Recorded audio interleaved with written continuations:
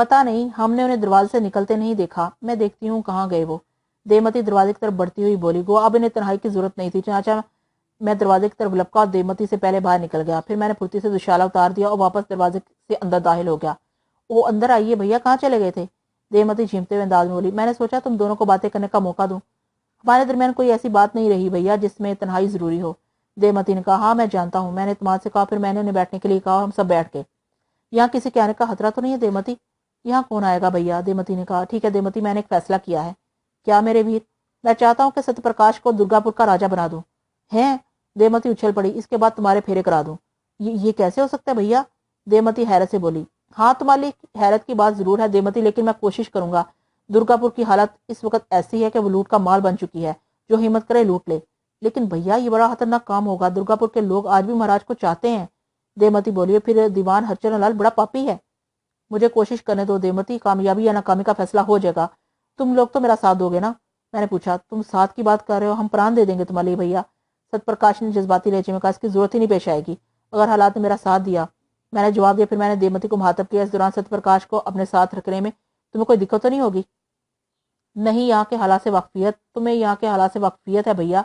यहाँ क्या मुश्किल पेश आएगी? तुम बदनाम तो नहीं हो जाओगी देवमती? सत्यप्रकाश ने कहा। इस महल में कोई बदनाम नहीं है सत्यप्रकाश, यहाँ सब अपनी मर्जी के मालिक हैं। देवमती ठंडी सांस लेकर बोली। तब ठीक है, मेरे काम में आसानी हो जाएगी। मैं सत्यप्रकाश को राजमंदिर में नहीं छोड़ सकता। तुम्हें सिर्फ चंद रोज सत्यप्रकाश को दूसरों की निगाहों से पोशीदा रखना होगा। मेरा ख्याल है मेरा काम बहुत जल्द बन जाएगा। अब मुझे इजाजत दो। और मैं इनके पास से चला आया। महल के एक सुनसान गोशे में बैठकर मैंने दुशाला ओढ़ लिया। अब मैं आइंदा प्रोग्राम के बारे में सोच रहा था। बड़ी अजीब सी बात थी, हरचरण और पूरनलाल ने मिलकर राजगद्दी हासिल करने के लिए गोविंदास कपूर का दिमाग माफ कर दिया था, लेकिन मैं भी इन कोशिशों से फायदा उठाने की सोच रहा था। वैसे ये बात मेरी समझ में आ गई थी कि हरचरण ने गोविंदास कपूर को कत्ल करने के सिलसिले में कोई फौरी कदम क्यों नहीं उठाया था। दरअसल दुर्गापुर के हिंदू गोविंदास कपूर को बहुत चाहते थे, इसलिए वो लोग आहिस्ता आहिस्ता काम कर रहे थे ताकि गोविंदास कपूर की मौत को कुदरती शक्ल दे सके। यकीनन इनके ज़हनों में कोई गहरा प्रोग्राम होगा। बहरहाल मेरा प्रोग्राम ही मुख्तलिफ था, बशर्ते कि मैं इसमें कामयाब हो जाऊं। मैंने कुछ फैसले किए, फिर राजमहल के हिस्से की तरफ चल पड़ा जहां राजा का क्याम था। सबसे पहले मैं इन औरतों के ग्रोह में पहुंचा जो राजा की गिर्द रहती थी। सारी की सारी खामोश बैठी थी। उनके चेहरों पर मज़क्का हैज तासुरात थे। बैठे बैठे इनमें से एक शरीर सी लड़की हंस पड़ी और दूसरी सब चौंकों से देखने लगी। ओ चंडाल, क्यों तेरी मौत आई? हंसी की आवाज महाराज के कानों में पहुंच गई तो कोलू में पिलवा देंगे। बड़ी मुश्किल है रूपा, महाराज की शक्ल वैसे ही देखकर हंसी आवे है, अब तो और भी अजीब हो गए हैं। कोई कैसे अपनी हंसी रोके? अरे मारी जाएगी, बेमौत हंसी किसे नहीं आवे है। हंस हंस कर देख ले किसी दिन। अब तो गोंडी पर ही बस नहीं होगी, जीवन बचाना मुश्किल हो जाएगा। मगर महाराज को ये नहीं क्या सूझी?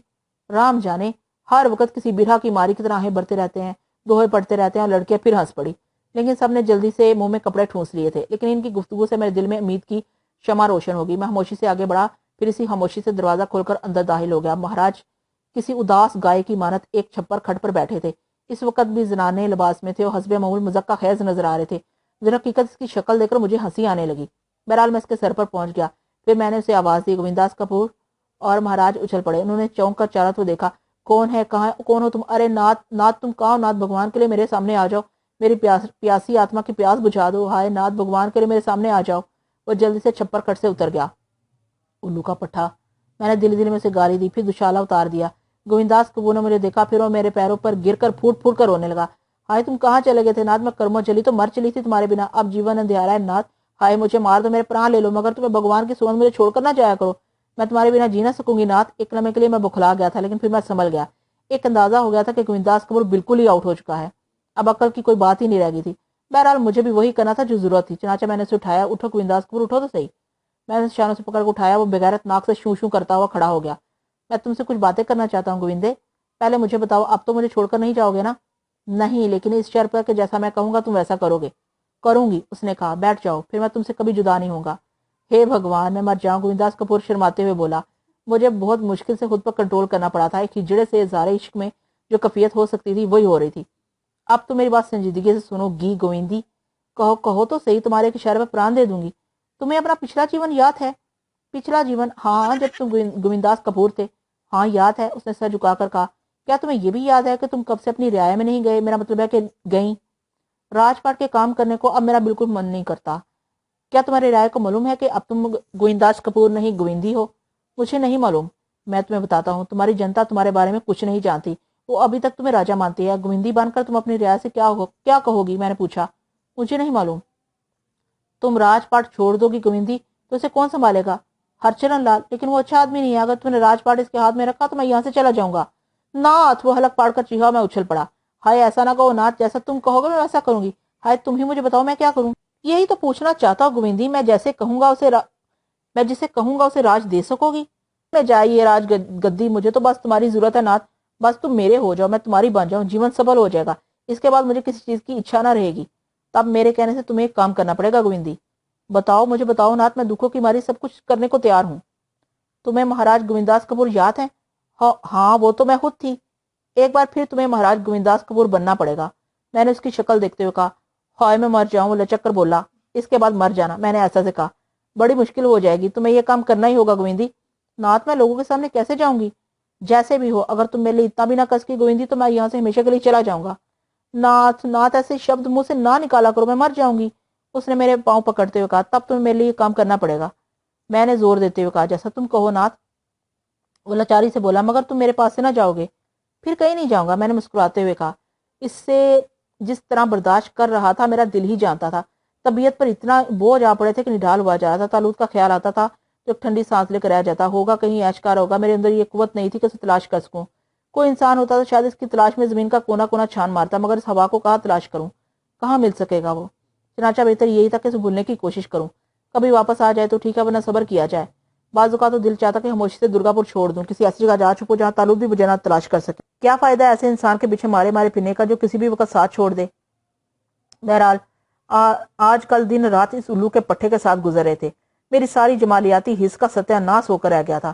کسی ہجڑے سے عشق کرنے کی مصیبت آپ کے سر آ پڑے تو آپ کو پتا چلے، لیکن دوسری طرف میں اپنا کام بھی کر رہا تھا۔ اس زنہے کو مشق کرا رہا تھا، اسے کیا کرنا ہے، اور میری ہر بات آنکھیں بند کر کے مانتا تھا۔ لیکن اس سلسلے میں مجھے زبردست احتیاط سے کام لینا پڑا تھا۔ اگر ہرچرن کو یہ تفصیلات معلوم ہو جاتی تو شاید وہ ہم دونوں کو ہی قتل کرا دیتا۔ ہوا اسے کتنا ہی بڑا خطرہ مول لینا پڑتا۔ پھر سارے کام مکمل ہو گئے۔ ست پرکاش اور دیومتی کو میں نے آپریشن کی اطلاع دے دی۔ اور پھر ایک صبح جب دیوان ہرچرن لال نے دربار شروع کرنے کا حکم دیا، بڑے بڑے لوگ سب دربار میں پہنچ گئے تھے، تو اچانک چوبداروں نے جان ہیز لہجے میں مہاراج گووندداس کپور کے دربار میں آنے کی اطلاع دی، اور پورا دربار حیران رہ گیا۔ بہت سے چہرے خوشی سے کھل اٹھے۔ یہ گووندداس کپور کے چاہنے والے تھے۔ ہرچرن لال کا چہرہ تاریک ہو گیا، اس کا منہ حیرت سے کھل گیا تھا۔ کیا بکتے ہو، مہاراج تو بیمار ہیں، اس نے چوبداروں کے سالار سے کہا۔ وہ دربار کے قریب پہنچ چکے ہیں۔ مگر اچانک؟ ہاں، ہمیں پہلے سے ان کی اطلاع نہیں تھی۔ کہاں ہے وہ؟ میں ان کا سواگت کروں گا۔ ہرچرن لال نے کہا۔ رک جاؤ ہرچرن جی، ہم سب یہی مہاراج کا سواگت کریں گے، فوجوں کے سالار نے کہا۔ ہر شخص مہاراج کا بڑا پرستار تھا اور ان سے بہت پریم کرتا تھا۔ ہرچرن لال رک گیا، لیکن اس کی بری حالت تھی۔ میں دربار میں موجود تھا، لیکن شبانہ کا دوشالہ اڑے ہوئے، اور میں ان میں سے ایک کی کیفیت اچھی طرح دیکھ رہا تھا۔ تب شیروں کا شیر راجہ گووندداس کپور دربار میں داخل ہو گیا۔ کم بخت کی چال میں اب بھی لچک تھی، کبھی کبھی چلنے کا انداز بدل جاتا، لیکن میں نے اسے خوب مشق کرائی تھی، اس لیے کام چل رہا تھا۔ سارے دربار میں مہاراج کی جے کے نعرے گونجنے لگے، اور گووندداس کپور کو بھی پرانے انداز یاد آ گئے۔ وہ تخت پر آ بیٹھا اور ایک ایک درباری نے آکر اس کے پاؤں چھوئے۔ ان میں ہرچرن لال بھی تھا، لیکن اس کی جو کیفیت تھی قابل دید تھی۔ سارے کاموں سے فارغ ہو کر مہاراج سنگھاسن پر بیٹھ گئے۔ پھر انہوں نے کہا، دربار کے سارے دروازے بند کر دیے جائیں، کوئی آنے نہ پائے۔ یہ جملہ پھر کھینچ دیا گیا تھا۔ ہرچرن لال گہری نگاہوں سے مہاراج کا جائزہ لے رہا تھا۔ ہمارے متروں، تمہیں معلوم ہے ان دنوں ہماری کیا حالت رہی ہے؟ تم میں سے کسی نے ہمارے بارے میں کچھ معلوم کیا؟ ہمیں بتایا گیا تھا مہاراج کہ آپ کسی سے نہیں ملتے۔ ہم نے تو بہت کوشش کی، لیکن سالار نے کہا۔ تمہیں میرے پاس آنے سے کس نے روکا تھا؟ دیوان ہرچرن لال جی نے۔ ہرچرن؟ مہاراج نے غور سے ہرچرن لال کی شکل دیکھی، اس کے ہوش اڑے ہوئے تھے۔ ہر کوئی صاف محسوس کر رہا تھا۔ تو سنو میرے متروں، میں جانتا ہوں تم میرے وفادار ہو، تم میرے لیے پران تیاگ سکتے ہو، لیکن ایک چالاک شخص نے، ایک چالاک دشمن نے تمہارے اور میرے درمیان دیوار کھڑی کر دی۔ اس نے اتنا کاری وار کیا کہ اوئی رام، سنبھل کر گووندی، میں نے جلدی سے مہاراج کے کان میں کہا۔ ہائے میری ماں، تم میرے ساتھ ہو؟ ہائے میری ماں، تم میرے ساتھ ہو؟ ہاں، سنبھل کر گووندی، میں نے اس کی کمر پر ہاتھ پھیرتے ہوئے کہا۔ ہمارے چالاک دشمن کا خیال تھا کہ وہ اس طرح ہمیں بیمار بنا کر آہستہ آہستہ ختم کر دے گا اور پھر راج گدی پر قبضہ کر لے گا، اس لیے اس نے تمہیں ہم سے نہ ملنے دیا۔ او مہاراج، وہ بیری کون ہے؟ سالار تلوار نکال کر بولا۔ اب بھی نہیں سمجھے میرے بھولے ساجن؟ ہائے میں مر جاؤں۔ اور پس پر میرا ہاتھ محسوس کر کے مہاراج پھر سنبھل گئے۔ ہرچرن لال جی، سالار خونی نگاہوں سے ہرچرن کو گورتے ہوئے بولا۔ نہیں، میں مہاراج کا وفادار ہوں۔ ہرچرن لال گھبرا کر بولا۔ کیڑے پڑے زبان میں، موئے ہردنگے، تو ہی تو ہے جس نے مہاراج نے پس پر میرے ہاتھ کا دباؤ محسوس کر کے انداز بدل دیا۔ ہاں، یہی ہے وہ بیری، اس نے ہمیں قتل کرنے کی کوئی ترکیب نہیں چھوڑی، لیکن کیا؟ مہاراج ڈائلاگ بھول گئے۔ اور میں جلدی جلدی ان کے کان میں بولنے لگا، لیکن ہماری جان ہمارے ایک ایسے متر نے بچائی جس کا احسان ہم جیون بھر نہیں بھول سکتے۔ آج بھی اگر دیوان ہرچرن لال کو ہمارے آنے کا پتہ چل جاتا تو ہمیں مروا دیتا۔ ہمارے جیون میں ایسا نہیں ہو سکتا تھا مہاراج، گرفتار کر لو اس پاپی کو، گردن کاٹ دو موئے ہتھیارے کی، اس نے ہمیں بڑے دکھ دیے ہیں۔ مہاراج کی آنکھوں سے آنسو نکل پڑے اور سالار نے ہرچرن لال کو قہر آلود نگاہوں سے دیکھا۔ تمہاری دیوان کی حیثیت ختم ہو چکی ہے ہرچرن لال، مہاراج نے تمہارا سارا حق چھین لیا ہے، چنانچہ میں تمہیں غداری کے الزام میں گرفتار کرتا ہوں۔ یہ کیا بکواس ہے؟ ہرچرن لال گھبرا کر بولا۔ گرفتار کر لو اس پاپی کو، اس نے جس تھالی میں کھایا اسی میں چھید کیا۔ اس کے ساتھ پاپی پورن لال بھی تھا جو اب پاگل بنا ہوا ہے، اسے بھی سزا دی جائے گی مہاراج، سالار نے کہا۔ اسے لے جاؤ یہاں سے، اس کی صورت دیکھ کر ہمیں پریشانی ہوتی ہے۔ مہاراج بولے، جو آ گیا مہاراج، سالار نے کہا۔ ہرچرن لال کو گرفتار کر لیا گیا تھا، سپاہی اسے دھکیلتے ہوئے باہر لے گئے۔ میرا دل بلیوں اچھل رہا تھا، اتنی شاندار کامیابی کہ خود مجھے توقع نہیں تھی۔ بہرحال بخوبی اندازہ ہو گیا تھا کہ گووند داس کپور کس قدر ہر دل عزیز تھا۔ تو میرے مترو، گووند داس کپور نے کہا، میرے سب سے بڑے دشمن کو زندہ نہ چھوڑا جائے۔ میں آج آخری بار تمہارے سامنے آیا ہوں، میری حالت اب ایسی نہیں ہے کہ راج پاٹ کے کام کر سکوں۔ نہیں مہاراج، ایسا نہ کہیں، ایسا نہ کہیں، سب چیخ پڑے۔ بھگوان کی یہی مرضی ہے، اب میرے من میں بھگوان آ گئے ہیں، میں برماس لے رہا ہوں، میں یہاں سے دور چلا جاؤں گا، یہ میرا فیصلہ اٹل ہے۔ گووند داس کپور میرے رٹائے ہوئے جملے دہرا رہا تھا۔ درباری رونے لگے، اوئی میں مر جاؤں، اب کیا کروں؟ گووند داس کپور گھبرا کر بولا، انہیں حوصلہ دو گووندی، اور جلدی سے ست پرکاش کا ذکر کر کے اسے بلاؤ۔ حوصلہ لو میرے مترو، میری بات پوری سنو میری بات پوری سنو۔ ہمارے اوپر راج کریں گے، آپ ہمارے اوپر راج کریں مہاراج، اب کہیں نہ جائیں۔ میں اس قابل نہیں رہی، میرے من میں بھگوان سما گئے ہیں، ہائے میں تو ان کی جوگن بن گئی ہوں۔ گووند داس کپور نے پیار سے میرا ہاتھ پکڑ دیا، کام پورا کر لو گووندی، اس کے بعد من بھر کے تمہیں پیار کروں گا۔ ہائے میں مر جاؤں، ہی۔ گووند داس کپور شرما کر بولا، کام پورا کرو، پہلے کام پورا کرو۔ میں نے مستربانہ انداز میں کہا، وہ گدھے کی دم پھر سنبھل گیا۔ میرا دل چاہ رہا تھا کہ تھوڑے مار کر اس کا سر کچل دوں۔ ہم آپ کے بنا کیا کریں گے مہاراج، میں تمہارے درمیان ایک راجا چھوڑ جاؤں گا۔ میں نے خوب سوچ سمجھ کر ست پرکاش کو درگا پور کا راجا بنانے کا فیصلہ کیا ہے۔ ست پرکاش؟ سب حیرت سے بولے۔ ہاں، میرا متر، میرا ساتھی ست پرکاش، جس نے ہمیشہ میری سہایتا کی، اگر اب وہ میرا ساتھ نہ دیتا تو اب تک پاپی ہرچرن لال میری جان لے چکا ہوتا۔ ست پرکاش کون ہے؟ سالار نے جواب دیا۔ ست پرکاش کون ہے؟ سالار نے پوچھا۔ ست پرکاش کو لاؤ، مہاراج نے ایک طرف منہ کر کے کہا۔ پروگرام کے مطابق ست پرکاش ایک اندرونی دروازے سے اندر داخل ہو گیا۔ راجاؤں کے لباس میں وہ بہت جچ رہا تھا، سب نے حیرت سے اسے دیکھا، کوئی اسے نہیں پہچانتا تھا۔ آؤ میرے متر، آؤ، میں راج مکٹ تمہارے سر پر رکھ دوں۔ سالار اور دوسرے لوگ حیرت سے اس نوجوان کو دیکھ رہے تھے۔ پھر سالار نے مسکراتے ہوئے کہا، دھنیہ واد ست پرکاش جی، آپ نے ہمارے مہاراج کے ساتھ جو کچھ کیا ہے اس کے لیے ہم جیون بھر آپ کے احسان مند رہیں گے۔ ست پرکاش نے کوئی جواب نہیں دیا۔ اس پر تو سحر کسی کیفیت آ رہی تھی، حالانکہ میں نے اسے کافی سمجھایا تھا، لیکن وہ ہو رہا تھا جو کبھی اس کے وہم و گمان میں بھی نہ ہوگا، اس لیے اس کی حالت عجیب تھی۔ میرے مترو، تمہاری آگیا سے تمہارے سامنے یہ مکٹ میں ست پرکاش کو دے رہا ہوں۔ میری منوکامنا ہے، میری سب سے بڑی منوکامنا ہے کہ میرے بعد تم ست پرکاش کو راجا ماننا، اس کی سہایتا کرنا۔ ایسا ہی ہوگا مہاراج، ایسا ہی ہوگا، سالار نے جذباتی لہجے میں کہا۔ پھر مہاراج گووند داس کپور نے تاج ست پرکاش کے سر پر رکھ دیا۔ مہاراج ست پرکاش کی جے، مہاراج ست پرکاش کی جے۔ چاروں طرف سے نعرے گونجنے لگے اور درباریوں نے اپنے راجا سے عقیدت کا ثبوت دیتے ہوئے اس کی بات مان لی تھی اور دل سے ست پرکاش کو راجا قبول کر لیا تھا۔ ست پرکاش کا پورا بدن ٹھنڈا پڑا ہوا تھا، خود میری کفیت سے جدا نہ تھی۔ میں دل میں اتنا خوش تھا کہ بیان سے باہر ہے۔ میں نے وہ کام کر دکھایا تھا جس کے بارے میں سوچنا بھی مشکل ہے۔ سالار نے اپنی تلوار ست پرکاش کے چرنوں میں رکھ دی اور پھر بولا، میں تمہارا داس ہوں مہاراج، میں نے من سے تمہیں راجا مان لیا ہے۔ درگا پور کی پوری فوج تمہارے اشارے پر شخص سے جنگ کرے گی جو تمہارا دشمن ہوگا۔ کس نے درباری کی طرف کر کے کہا، میری منوکامنا مترو، تم سب بھی مہاراج سے وفاداری کا اعلان کرو۔ اور اس کے بعد ایک ایک شخص نے آ کر ست پرکاش سے وفاداری کا اعلان کیا اور میرے کہنے پر گووند داس کپور کو سنگھاسن سے ہٹ گیا اور اس پر ست پرکاش بیٹھ گیا۔ بس اب تمہارا کام ختم ہو گیا، آؤ واپس چلیں۔ میں نے گووند داس کپور کے کان میں کہا، میرے ساتھ چل پڑا، ان لوگوں سے اجازت تو لے لو۔ ہاں مترو، میرا کام ختم ہو گیا، اب میں تمہارے سامنے نہیں آؤں گا۔ اور درباری غمزدہ ہو گئے۔ ویسے وہ سب حیران تھے، لیکن بہرحال یہ حیرانی خطرناک نہیں تھی۔ یوں میں گووند داس کپور کو لے کر واپس اس کی رہائش گاہ میں آ گیا۔ وہ اپنی راج گدی دوسرے کے حوالے کر کے بھی خوش تھا۔ بہرحال میری شامت آ گئی تھی، اب میری دلی خواہش تھی کہ جلد از جلد اس سے نجات مل جائے۔ مشکل تمام میں نے اسے چھٹکارا پایا، ابھی چند روز اس کی زندگی بھی ضروری تھی۔ ممکن ہے ست پرکاش کو کوئی ضرورت پیش آ جائے۔ ست پرکاش ابھی دربار میں تھا۔ میں نے دیمتی کو یہ خوشخبری سنائی، اس کی اور اس کامیابی پر حیران و پریشان تھی۔ اتنا بڑا واقعہ اس آسانی سے ہو گیا تھا، میں بھی سسپینس میں تھا، دیکھنا یہ تھا کہ اس کے نتائج کیا نکلتے ہیں۔ ست پرکاش تو بڑی بری طرح مصروف تھا، بہرحال ذہین نوجوان تھا، اسے جب یہ کچھ ہو جانے کا یقین آ گیا تو اس نے بھی اپنی صلاحیتوں سے کام لینا شروع کر دیا۔ بہرحال رات کے آخری حصے میں اس نے مجھ سے ملاقات کی اور میرے سینے سے لپٹ گیا۔ یہ سب کچھ ابھی تک میرے لیے ناقابل یقین ہے۔ یہ سب کیسے ہو گیا بھیا؟ ہو گیا ہے ست پرکاش، لیکن اسے برقرار رکھنا اب تمہارا کام ہے۔ راجنیتی آسان نہیں ہے، تمہیں سخت الجھنوں سے گزر کر اسے سنبھالنا ہے۔ ابھی تمہارے بے شمار مخالف ہوں گے۔ تم نے جو کچھ مجھے دیا ہے بھیا، تم بے فکر ہو، میں اسے بڑی ہوشیاری سے سنبھالوں گا۔ ہاں اب تم حکمران ہو، دیمتی کو کوئی تم سے نہیں چھین سکتا، لیکن پہلے دوسرے مرحلوں سے نپٹ لینا، اس کے بعد اپنے پریم کی طرف توجہ دینا۔ میں وہی کروں گا بھیا جو تم کہو گے۔ ویسے مجھے یہ بتا دو، یہ سب اتنی آسانی سے کیسے ہو گیا؟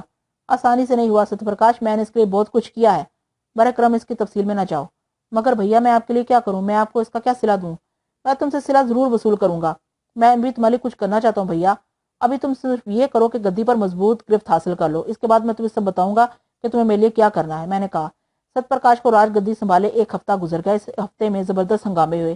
ہرچنن کے کچھ لوگوں نے اس کی گرفتاری کے خلاف احتجاج کیا، لیکن انہیں گرفتار کر کے سخت سزائیں دی گئیں، اور پھر ایک دن ہرچندر لال کو بھی پھانسی دے دی گئی۔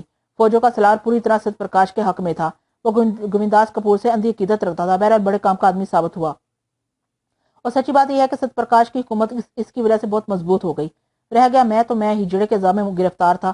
وہ کم بخت تو خود کو مکمل عورت سمجھ بیٹھا تھا، اب اس کی دسترازیاں بڑھ گئی تھیں۔ میرا خیال تھا کہ اب اس سے چھٹکارا پا لوں، چنانچہ میں نے اس کے لیے ایک ترکیب سوچی۔ اسی رات میں نے اسے کہا، میں اس کی داسیوں کا رقص دیکھنا چاہتا ہوں۔ ضرور میری جان، میں سب سے کہہ دیتی ہوں، ہم شراب بھی پیئیں گے۔ ہاں، اس کے بعد میں سرور میں آ جاؤں گی۔ تم کتنی شراب پی سکتی ہو گووندی؟ جتنی تم کہو گے۔ اچھا پھر دیکھیں گے، لیکن تمہارے سامنے نہیں آؤں گا، تم کسی سے میرا ذکر بھی نہیں کرو گی۔ پر تم میرے پاس تو ہوگے؟ اس نے محبوبانہ بے قراری سے پوچھا۔ ہاں ہاں یقیناً، تمہارے بالکل نزدیک، میں نے جواب دیا۔ سو اس رات گووندداس کپور کے محل میں خاص رقص و سرود کی محفل رچائی گئی۔ رقاصائیں اپنا کمال فن دکھانے لگی، کنیزیں جام لٹانے لگی۔ میں دوشالہ اوڑھے ہوئے مہاراج کے نزدیک بیٹھا ہوا تھا، اور مہاراج جام پر جام پی رہے تھے۔ اتنا بڑا کام ہو جانے کے بعد میں مطمئن اور مسرور تھا۔ اب میرے اندر خود اعتماد بھی پیدا ہوتی جا رہی تھی۔ میں نے دل میں فیصلہ کر لیا تھا کہ اب کام مکمل کر لوں، اس کے بعد درگا پور چھوڑ دوں۔ اب مجھے تالوت پہ غصہ آنے لگا تھا، اپنی پرسرات طاقتوں پر گھمنڈ کرتا ہے۔ ٹھیک ہے، اس نے میری زندگی بچائی تھی، مجھے بہت کچھ دیا، لیکن میں بھی تو انسان ہوں، ہمیشہ اس کی وجہ سے الجھنوں میں پھنس جاتا ہوں۔ مہاراج کی حالت غیر ہوتی جا رہی تھی، کنیزیں بھی اب اسے جام دیتے ہوئے جھجک رہی تھی۔ پھر یہ کیفیت ہوگی کہ مہاراج جام پکڑنے کے قابل بھی نہ رہے۔ مہاراج کی حالت غیر ہوتی جا رہی تھی، کنیزیں بھی اب سے جام دیتے ہوئے جھجک رہی تھی۔ پھر یہ کیفیت ہو گئی کہ مہاراج جام پکڑنے کے قابل بھی نہ رہے۔ انہوں نے میرے کندھے پر تھوڑی رکھ دی۔ ناتھ، وہ آہستہ سے بولی۔ میری گووندی، میں نے پیار سے اس کی پشت سے ہلاتے ہوئے کہا، اب آغاز سے پیوں؟ کنیزوں سے کہو اپنے ہاتھ سے پلائیں۔ میں نے جواب دیا، اچھا۔ وہ بولا، پھر اس نے داسیوں کو اشارہ کیا، بس کریں مہاراج، بس کریں، بھگوان نہ کرے آپ کو نقصان پہنچ جائے گا۔ ایک داسی نے کہا، پا لاؤ، جو میں کہہ رہا ہوں وہ کرو۔ مہاراج ناراض ہو کر چلائے، اور داسیاں پھر انہیں پلانے لگی۔ اثر ہونے لگا، مہاراج کی حالت بگڑتی جا رہی تھی۔ بس کچھ جام اور۔ میں نے اس کے کان میں کہا، کچھ اور۔ مہاراج جھوم کر بولے، اور داسیاں تو حکم کی بندی تھیں۔ اور پھر مہاراج کے منہ سے شراب بہنے لگی، اوندے منہ گر گئے۔ میں خاموشی سے کھڑا ہو گیا۔ میرا اندازہ تھا کہ اب میرا کام بن گیا، چنانچہ میں وہاں سے چلا آیا اور ایک مناسب جگہ تلاش کر کے لیٹ گیا۔ نہ جانے کب مجھے نیند آ گئی، اور دوسری صبح جب میں اٹھا تو پورے محل میں سرگوشیاں رقص کر رہی تھیں۔ مہاراج مر گئے، مہاراج مر گئے۔ ہاں، مہاراج کا دیہانت ہو گیا تھا۔ ستیہ پرکاش بہت عمدہ اداکاری کر رہا تھا، وہ اس قدر اداس تھا کہ جیسے سچ مچ اس کو بہت رنج ہوا ہو۔ اس نے مہاراج کی موت کے سلسلے میں بہت سے احکامات جاری کیے تھے۔ سب کچھ ہو رہا تھا، لیکن تالوت نہیں تھا۔ یہاں میں نے میدان ہی صاف کر دیا تھا۔ کاش تالوت واپس آ جائے۔ میرے دل کی گہرائی میں یہ آواز ضرور تھی، لیکن تالوت کا کوئی پتہ نہیں تھا۔ چنانچہ ایک رات میں ستیہ پرکاش اور دیومتی کے پاس پہنچ گیا۔ وہ دونوں بے حد خوش تھے، اور ظاہر ہے انہیں یہ خوشی میری وجہ سے ملی تھی، اس لیے وہ میرے پجاری تھے۔ آؤ بھیا، ہم تمہاری باتیں کر رہے تھے۔ کیا باتیں ہو رہی تھی؟ میں نے پسماندہ سی مسکراہٹ سے پوچھا۔ بھیا، تم نے مجھے وہ کام نہیں بتایا جو تم اسے لینا چاہتے تھے، ستیہ پرکاش نے کہا۔ بہت مشکل ہے ستیہ پرکاش، کر سکو گے؟ آپ کے لیے میں آگ کے سمندر میں چھلانگ لگانے کو تیار ہوں۔ غور کرو۔ غور کر لیا بھیا، آپ کہیں تو صحیح۔ ستیہ پرکاش نے بھروسے سے کہا۔ تو سنو ستیہ پرکاش، کیا دیمتی نے تمہیں میری حقیقت بتا دی ہے؟ تمہاری حقیقت؟ ہاں، تمہاری حقیقت کیا بھیا؟ کیوں دیمتی؟ میں نے اسے دیکھا۔ بہنیں ایسے ہلکے من کی نہیں ہوتی بھیا، دیمتی نے کہا۔ میں تمہاری اس بات کی قدر کرتا ہوں دیمتی، اور یہ سچ بھی ہے، تم عام عورتوں سے مختلف ہو۔ بہرحال ستیہ پرکاش، میں نہیں سمجھتا کہ تمہیں یہ جان کر کتنا دکھ ہوگا کہ میں مسلمان ہوں۔ ستیہ پرکاش حیرت سے اچھل پڑا۔ ہاں ستیہ پرکاش، میں مسلمان ہوں، مگر یہ کیسے ممکن ہے بھیا؟ کہ یہ سچ ہے؟ ہاں، میں مسلمان ہوں ستیہ پرکاش۔ اگر ہیں بھیا تو اس میں دکھ کی کیا بات ہے؟ دھرم تو سب اچھے ہوتے ہیں، ہم نے انہیں خود برا بنا دیا ہے۔ ہاں ستیہ پرکاش، اور تمہارے دیش میں مسلمانوں کے ساتھ بہت برا سلوک ہو رہا ہے۔ مجھے نہیں معلوم بھیا، بھگوان کی سوگند مجھے نہیں معلوم۔ انہیں اچھوت بنا دیا گیا ہے، ان سے ان کی مذہبی مراد چھین لی گئی ہیں، ان کے سارے کاروبار چھین لیے گئے ہیں، انہیں جانوروں کی زندگی گزارنے پر مجبور کر دیا گیا ہے۔ ان کی لڑکیاں ہندو اٹھا لاتے ہیں، انہیں طرح طرح سے پریشان کیا جاتا ہے۔ بھگوان کی سوگند بھیا، یہ انیائے ہے، میں ان کے ساتھ نیائے کروں گا۔ میرا یہی کام ہے ستیہ پرکاش۔ میں چاہتا ہوں کہ راجہ ہونے کی حیثیت سے تم ان کے ساتھ بھی انصاف کرو، انہیں ان کی عزت واپس دلاؤ، انہیں بھی انسانوں کی طرح جینے کا حق دو۔ یہ تمہارا کام نہیں بھیا، میرا کام ہے، ستیہ پرکاش نے جذباتی انداز میں کہا۔ کئی منٹ تک خاموش رہا۔ پھر ایسے دیمتی کی طرف دیکھ کر بولا لیکن تمہیں یہ بات معلوم تھی دیمتی؟ ہاں بھیا نے مجھے بتا دیا تھا، تم نے مجھے نہیں بتایا ہے؟ ٹھیک ہی کیا، بھیا کا اعتماد قائم رہا۔ میں کوئی دعویٰ نہیں کروں گا بھیا، لیکن بھگوان کی سوگن جب تک میں زندہ ہوں، جب تک میرا جیون باقی ہے، میں ان کے ساتھ انیائے نہ ہونے دوں گا۔ میرا کام ختم ہو گیا، میں نے کہا۔ دل میں نہ جانے کی اداسی کی لہر دوڑ گئی تھی۔ اس کے بعد میں ان کے پاس نہ رکا، ان سے اجازت لے کر نکل آیا۔ اب درگا پور میں ٹھہرنے کا ارادہ نہیں تھا۔ دیمتی اور ستیہ پرکاش سے ذکر کرنے کی ضرورت بھی کیا تھی، اور ذکر کر بھی دیتا تو لوگ مجھے روکنے کی کوشش کرتے۔ یہ سب کچھ فضول تھا، اب یہاں رکنا بیکار تھا۔ میں نے سوچا لیکن کہاں جاؤں، کسی بھی طرف سب سے پہلے درگا پور سے نکلا جائے، اس کے بعد دیکھا جائے گا۔ میں چلتا رہا، پھر اسی مندر کے قریب پہنچ گیا جہاں ہم نے درگا پور میں داخل ہونے کے بعد پہلی بار قیام کیا تھا۔ مندر کو دیکھ کر میں نے ایک ٹھنڈی سانس لی۔ دوشالہ اوڑے رہنے کی ضرورت نہیں تھی، میں نے اسے اتار دیا۔ سرحد پار کرتے وقت دیکھا جائے گا۔ پھر میں مندر کے سامنے سے بھی گزر گیا۔ پھر درگا پور کی حدود ختم ہوئی تھی کہ اچانک میری نگاہ سامنے اٹھ گئی۔ دل دھک سے رہ گیا تھا۔ سامنے سے تالوت آ رہا تھا، میرے قدم ٹھٹک گئے۔ تالوت نے بھی مجھے دیکھ لیا، پھر وہ تیز قدموں سے میرے قریب پہنچ گیا، لیکن مجھے دیکھ کر اس کے چہرے پر مسکراہٹ نہیں آئی تھی۔ وہ بے سنجیدہ اور کسی قدر پریشان سا تھا۔ میں خاموش کھڑا رہا۔ وہ میرے قریب پہنچ گیا۔ تمہیں ڈھونڈ ڈھونڈ کر پریشان ہو گیا، کہاں چلے گئے تھے؟ اس نے سنجیدہ آواز میں کہا۔ میں نے کوئی جواب نہیں دیا۔ بتاؤ نا، کہاں چلے گئے تھے؟ کہیں نہیں تالوت، آؤ میرے ساتھ۔ کہاں؟ میں نے سپاٹ لہجے میں کہا۔ اس کے سوال پر مجھے غصہ آ گیا تھا، لیکن میں نے سرد مہری سے کام لیتے ہوئے اس کا اظہار نہیں کیا۔ کہیں بیٹھ کر باتیں کریں گے، اس نے کہا۔ نہیں، میں نے آہستہ سے کہا۔ کیا مطلب؟ میں درگا پور چھوڑ رہا ہوں۔ ارے ایسی بھی کیا جلدی ہے، آؤ تو صحیح۔ نہیں تالوت، مجھے اجازت دو۔ ایسے اجازت نہیں دوں گا، تم آؤ تو صحیح۔ تالوت نے بازو پکڑ لیا۔ سوری تالوت، زیادہ دور نہ جا سکوں گا، یہی بتا دو کیا کہنا چاہتے ہو۔ مجھے اس پر شدید غصہ تھا۔ کم بات نے یہ بھی نہیں پوچھا تھا کہ آخر میں نے اس کے ساتھ یہ رویہ کیوں اختیار کیا ہے۔ مجھے تم سے بہت سی باتیں کرنی ہے، آؤ سامنے والے پہاڑوں تک چلیں۔ چلو، میں نے کہا، اس کے ساتھ چل پڑا۔ ویسے میں اس کی سنجیدگی پر غور کر رہا تھا۔ وہ اتنا پریشان کیوں ہے؟ کوئی خاص بات ہی ہو گئی ہے کیا؟ بہرحال ہم نے پہاڑوں تک کا راستہ خاموشی سے طے کیا۔ شوخ طبیعت والے تالوت کی یہ پرسرار سنجیدگی مجھے بے حد عجیب لگ رہی تھی، لیکن میں نے بھی غصے کی وجہ سے کوئی سوال نہیں کیا۔ پھر ہم ایک پہاڑی غار میں داخل ہو گئے۔ غار بے حد کشادہ تھا، اس میں کئی سرنگیں پھوٹتی تھیں۔ اس کے علاوہ غار میں عجیب چیزیں موجود تھیں۔ کئی پتھر کے بت جن کی شکلیں بے حد بھیانک تھیں۔ ان میں سے بعض کی آنکھوں سے آگ نکل رہی تھی۔ انسانی ڈھانچے، کھوپڑیاں، ہڈیاں، نہ جانے کیا کیا۔ یہ کون سی جگہ ہے؟ میں نے گھبرا کر پوچھا۔ میں بڑی مشکلات میں گر گیا ہوں، ایسی مشکلات میں کہ جن کا تذکرہ جس کا تم اندازہ بھی نہیں لگا سکتے۔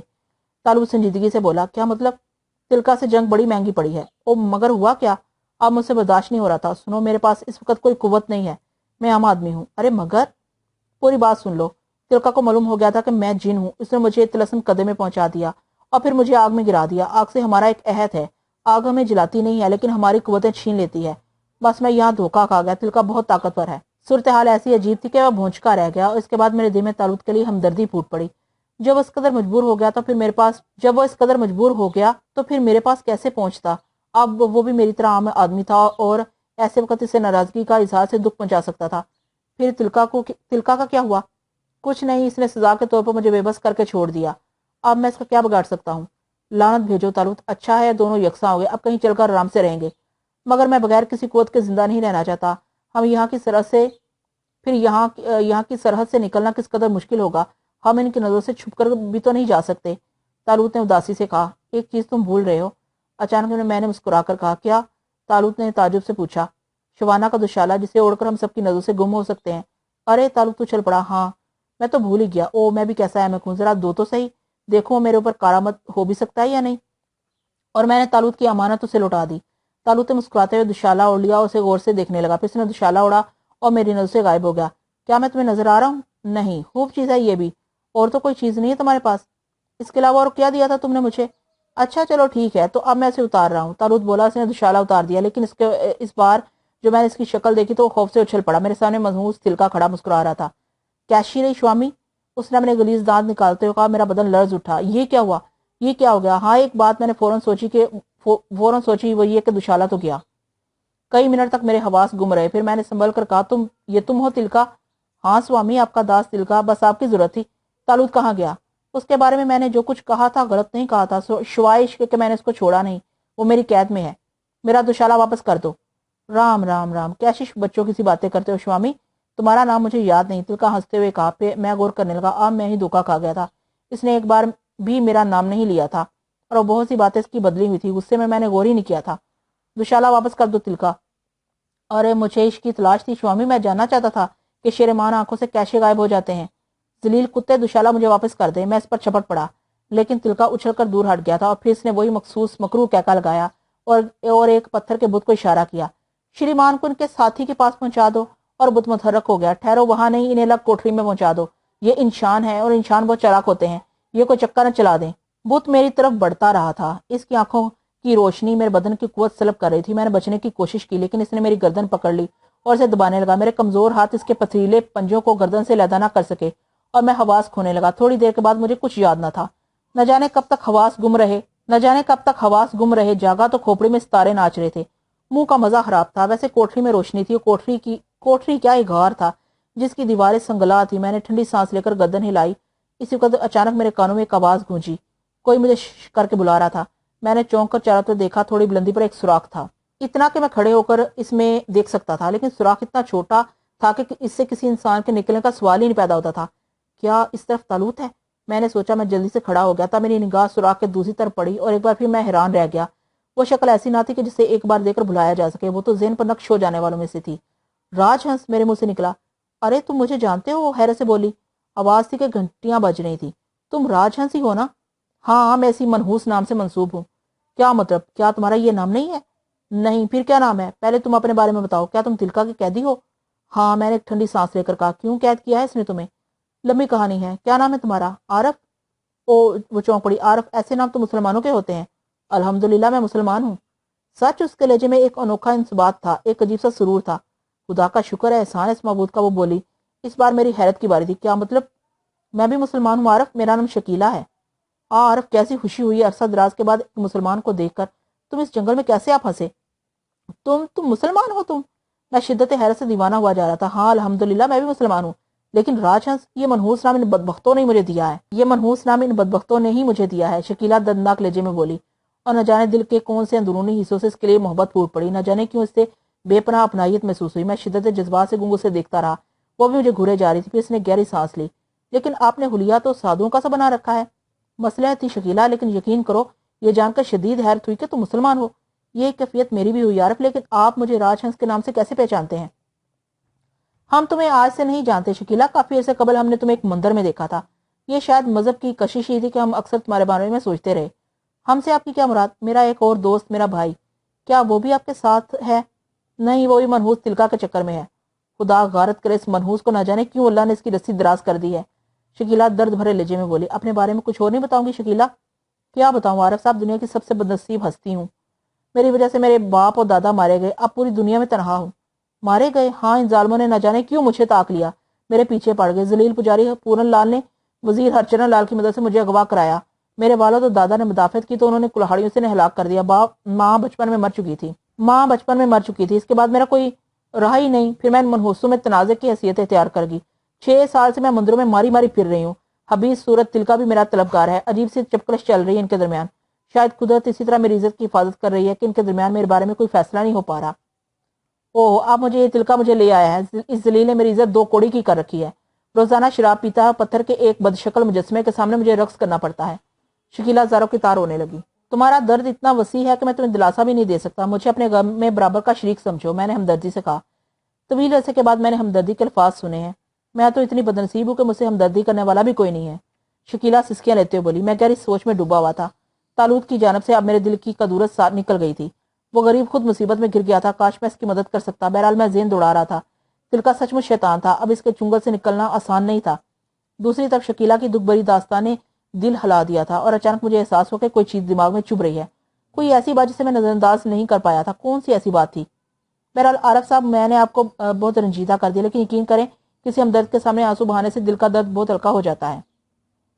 मुझे सख्त अफसोस है मिस शकीला, लेकिन आप फिक्र ना करें, मैं भी आपका दोस्त हूँ। मैं और मेरा दोस्त भी इस जलील साधु के चक्कर में फंसे हुए हैं। अगर हम आज़ाद हुए तो तीनों ही आज़ाद होंगे। मैं वादा करता हूँ मिस शकीला, अगर यहाँ से निकलने का मौका मिल सका तो हम तनहा ना होंगे। आप हमारे साथ होंगी।